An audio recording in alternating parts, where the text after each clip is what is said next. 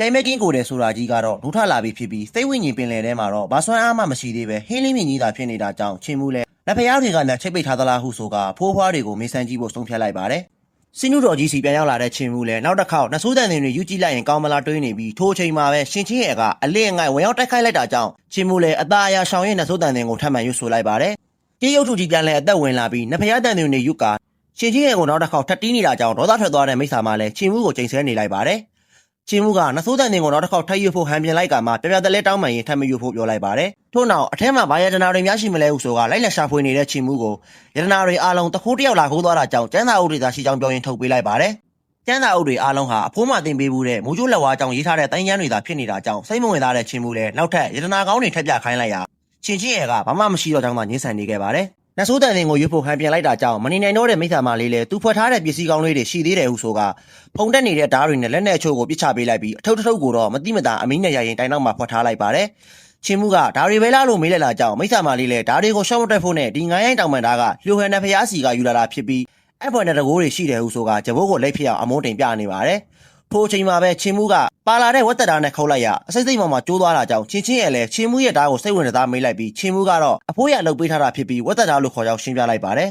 ယ်ချင်းရဲ့လဲဒီလောက်ကောင်းတဲ့ဓာတ်ကိုနာမည်ကဝက်သက်ဓာတ်လို့ပေးထားတာနေဖိုးကစိတ်ကြမ်းလူကြမ်းကြီးပဲဖြစ်မယ်လို့ပြောလိုက်တာကြောင့်ချင်းမှုလဲအဖိုးရကိုမစော်ကားနဲ့ဟုဆိုကဓာတ်နဲ့ချိန်ရွယ်လိုက်ပါတယ်ထို့နောက်တိုင်နောက်ကအထုပ်ထဲမှာဗာပစ္စည်းတွေရှိလဲဟုဆိုကအတင်းသွားယူဖို့လုပ်နေတဲ့ချင်းမှုကိုမရမကတားဆီးနေပြီးနေ့မှာရတနာကောင်းတွေရှိနေတာပဲဒီလိုအသေးမွားလေးကိုတော့ချမ်းသာပေးပါလို့ပြောလိုက်ရချင်းမှုကတော့အဖွားကပြောဘူးတယ်ကိုဆွမ်းသားကြောင့်ရတဲ့ဟာဆိုအကုန်ယူခွင့်ရှိတယ်ဟုဆိုကတောင်းတောင်ထဲမှာရှိသမျှချင်းရဲ့ကလွဲလို့အရာအလုံးယူဆောင်သွားခဲ့ပါတယ်ချင်းရဲ့ကတော့မစားရမတော့ရနဲ့ရှိတဲ့ပစ္စည်းတွေတောင်အတင်းအကျပ်တိုက်ခံလိုက်ရတာကြောင့်ချင်းမှုကိုဒေါသထွက်နေပြီးနင်းလဲဟိုတခိုးကောင်လိုပဲအပြင်ရောက်မှကလေးသားချိန်မဲ့ဟုဆိုကဒေါသပုံထနေပြီးတယောက်တည်းတောင်းတောင်ထဲမှာအုံတိုင်းကျဲနေခဲ့ပါတယ်ချင်းမှုကတော့အဖိုးဖွားတွေကိုခေါ်ပြီးသူရလာတဲ့ပစ္စည်းတွေပြနေတာကြောင့်မှုရဲ့လေးတောင်တိတက်တဲ့အရွယ်ရောက်နေပြီပဲဟုအဖိုးချဲကချီကျူးနေလိုက်ပါတယ်အဖိုးမကတော့ချင်းမှုယူလာတဲ့ပစ္စည်းတွေဟာရှေးအောင်ဆုံးပြဖျားကြောင်တစ်ခုကဖြစ်ပြီးအဲ့ဒီမှာရှိတဲ့ကင်းချင်များမိစ္ဆာဟာလည်းကျဲခွန်နှစ်ပွင့်အစင်းနဲ့ရှင်လို့ရပြီးသူ့ကိုထိန်းချုပ်ထားတာကအလွန်ဆွမ်းထက်တဲ့ကြေးရုပ်ထုကြီးဖြစ်ကြောင်းနဲ့မယိုးရှင်းတဲ့သမိုင်းကြောင်းတွေရှိကြောင်းပြောလိုက်ပါတယ်တခါတုန်းကသူလည်းလူတွေအများကြီးကိုစားတောက်နေတဲ့မိစ္ဆာမကိုတတ်ဖို့သွားခဲ့ပေမဲ့ကြေးရုပ်ထုကြီးကတားဆီးခဲ့တာကြောင့်မအောင်မြင်ခဲ့ကြောင်းပြောလိုက်ပြီးဗပဲဆရာဖိုးရာပါကတော့ဓာတ်တက်လက်ကိုကောက်ကင်လိုက်ကလက်နဲ့တောက်ကြည့်ုံနဲ့ကွဲရသွားတာကြောင့်အည်သွေးနှိမ့်တဲ့ပစ္စည်းတွေပဲလို့ပြောလိုက်ပါတယ်အဖွားစစ်ကတော့အကုန်လုံးကိုရှမ်းလုံစည်းမှာသွားရောက်ပေးမယ်ဟုဆိုကအည်သွေးမကောင်းလဲကိစ္စမရှိကြောင်းပြောလိုက်ပါတယ်ထို့နောက်ချင်းမှုလဲအဲ့ဓာတွေထက်အရေးကြီးတာရှိသေးတယ်ဟုဆိုကပြိုင်မဲကင်းခန္ဓာနှုတ်ထလာကြောင်းပြောလိုက်တာကြောင့်အားလုံးလဲအံ့ဩလုံးလို့ခဏကြာမင်းသက်သွားရပါတယ်အဖိုးချွဲလဲချင်းမှုရဲ့ခန္ဓာကိုယ်ကိုလိုက်လံစစ်ဆေးနေပြီးမြက်ကန်းဖူးဖူးတယောက်ကတော့ထုံးစံအတိုင်းဘသူမှမရှိတဲ့ဘက်ကိုရှောက်ဆိုင်ရင်လမ်းပြောင်းနေခဲ့ပါတယ်တာသက်သမားအဖိုးကြီးလဲရွာလူကြီးနဲ့ဆေးဆရာကိုခေါ်ကချင်းမှုရဲ့ပြိုင်မဲကင်းခန္ဓာနှုတ်ထလာပြီးဖြစ်ကြောင်းအော်ပြောလိုက်ပြီးမြဲပြိုင်မဲကင်းခန္ဓာဆိုတာတကယ်မရှိမှန်းသိပြီးသားဖြစ်တဲ့ရွာလူကြီးဖိုးကတော့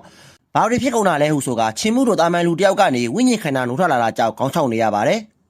ဆေးဆရာဖိုးလဲချင်းမှုကိုအဆိုင်စစ်ဆေးကြည့်လိုက်ရတကယ်ပဲဝိညာဉ်ရတိုင်းကိုဖျက်ဆီးသွားနိုင်တာပဲဟုပြောလိုက်ပြီးရွာလူကြီးဖိုးလဲဝိညာဉ်လေးပါးသားရဲကြီး၄កောင်ရှိပြီးချင်းမှုနှုတ်ထလာတာကဘာသားရဲအမျိုးစားလဲလို့မေးလိုက်ပါတယ်ချင်းမှုကလူသားတယောက်လို့ပြောလိုက်တာကြောင့်အားလုံးလဲအံ့အားသင့်သွားရပြီးတတ်ဖိုးကတော့နတ်သားရဲဝိညာဉ်မဟုတ်လဲဘာဖြစ်လဲလူဆိုတာကိုလန်းနေကိုဖောက်ရတာပဲသူတုံးကဆိုဝက်တက်တာတိုင်းကိုသူကိုယ်တိုင်ပဲဖန်တီးခဲ့တာလို့ဆိုလိုက်ပါတယ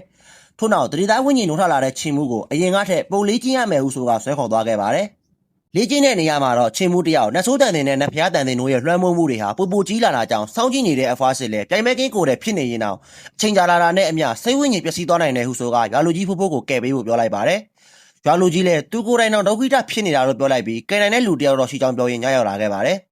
်ညဘက်မှာတော့အိမ်မဆိုးတွေကနေလန်လုံးလာတဲ့ချင်းမှုကိုမြက်ကန်းဖိုးကလာခေါ်သွားပြီးနတ်ရုပ်ထုကြီးတစ်ခုစီလိုက်ပို့ပေးလိုက်ပါတယ်ထို့နောက်ချင်းမှုကိုနတ်ရုပ်ထုတွေဟာတေသုံးမိသားနတ်ဖျားနဲ့တပုံစံနဲ့တူအောင်ထုလုပ်ခဲ့တာကြောင့်အခုလိုအစွမ်းထက်နေတာဖြစ်ပြီးပကြီးပပုစားတဲ့အရာတွေဟာအသေးသေးကြအောင်သာရေးဆွဲနိုင်ရင်အသက်ဝင်လာကြောင်းရှင်းပြလိုက်ပါတယ်နတ်ရုပ်ထုကိုကြည့်လိုက်ဗာမြင်လဲလို့မေးလိုက်ရချင်းမှုလဲအသေးချာစိုက်ကြည့်ပြီးမှဘာမှမမြင်ကြောင်းသာပြန်ပြောလိုက်ပါတယ်မြက်ကန်းဖိုးလဲကောင်းကင်ကိုပါမျက်လုံးဖွင့်နေနဲ့ချင်းမှုရဲ့အသေးသေးပင်လယ်ကိုဖွင့်ပေးကပထမအဆင့်အင်းခွက်တစ်ခုကိုပြသလိုက်ပြီးဒုတိယအချိန်ပြန်ကြည့်ခိုင်းလိုက်တဲ့အခါမှာတော့၆ရုပ်ထုကြီးရဲ့နတ်ဖျားဖြစ်ခဲ့တဲ့ပုံစံကိုပြပေးလိုက်ပါတယ်မဟူရလက်ခန္ဓာနဲ့နတ်ဖျားရဲ့ပုံရိပ်အောင်ကိုမြင်လိုက်ရတဲ့ချင်းမှုလဲအချိန်ဝါနဲ့တင်ကြောက်လန့်ကဒူးထောက်ခြင်းသိတွေဖြစ်လာတာကြောင့်မြက်ကန်းဖိုးကဒူးမထောက်ဖို့ပြောကတားဆီးလိုက်ပါတယ်ထို့နောက်ချင်းမှုကိုငငယ်တုန်းကတော့နတ်ဖျားရုပ်ထုတွေပေါ်မှာအဆာစားလိုက်ရှူးရှူးပေါက်လိုက်နဲ့ထင်းသလိုကစားနေပြီးအခုမှကြောက်နေတာလားလို့မေးလိုက်ပါတယ်စိတ်ထဲမှာနတ်ဖျားဆိုတာကြီးမထားပဲကိုယ်တိုင်ကသာနတ်ဖျားကိုယ်တိုင်ကသာအတန်မာသုံးလို့တွေးထားဖို့ပြောလိုက်ပြီးနောက်တစ်ချိန်နတ်ဖျားဆိုတဲ့ကောင်နဲ့တွေးခဲ့ရင်တော့ဘယ်တော့မှဒူးမထောက်ရဘူးလို့ဆိုလိုက်ပါတယ်ထို ထို့နောက်ငငယ်ကလိုနဖရားရုပ်ထုပေါ်မှာသိပေါက်ရဲသေးလားလို့မေးလိုက်ရာအတိတ်ပြန်ဝင်လာတဲ့ချင်းမှုလဲဖိတ်လိုက်လီလို့ပြောရင်တာရှီကိုမြုပ်ကွယ်ပြူစွန့်ပစ်သွားတဲ့နဖရားဆိုတဲ့ကောင်တွေကိုထီးပဲလို့ချိန်ဆလိုက်ရင်နဖရားရုပ်ထုတွေကိုရေဖြန်းပေးလိုက်ကြပါတယ်နောက်တစ်ရက်မှာတော့ချင်းမှုတယောက်အရင်ကကြောက်ရွံ့မှုတဲ့အရာမှန်သမျှတစ်ခုချင်းစီအနိုင်ယူမယ်ဟုဆိုကမြောက်ဝင်ကြီးစီပထမဆုံးသွားဖို့ပြင်ပါတယ်